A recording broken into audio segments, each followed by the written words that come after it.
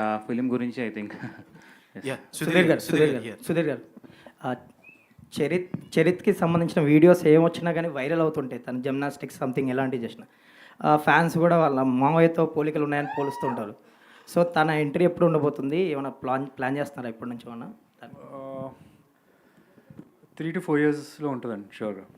4 yearsలో తను మేము ఆగమన్నా ఆగాడు లేడు మరీ డెస్పరేట్ అయిపోయాడు. ఈ సినిమాలో చిన్న రోల్ ఇవ్వని చెప్పి అడుగుతున్నాడు. అరే నీ టైం అయిపోయింది, ఆ చిన్న రోల్ నువ్వు వెయిట్ చేయి అని చెప్పాల్సి వస్తుంది. ప్రాపర్గా ట్రైన్ అవుతున్నాడు. 4 yearsలో అయితే డెఫినెట్గా వస్తాడు. సుధీర్ గారు హియర్.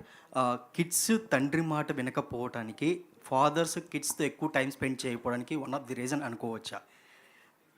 అంటే మా పేరెంట్స్తో ఇంకా ఎక్కువ టైం స్పెండ్ చేస్తే బాగుంటుంది ఫాదర్తో, అలా ఒక ఉంటుంది కదా, అట్లా మీకేమైనా ఎప్పుడైనా అనిపించింది అట్లా? అట్లా ఏం లేదండి.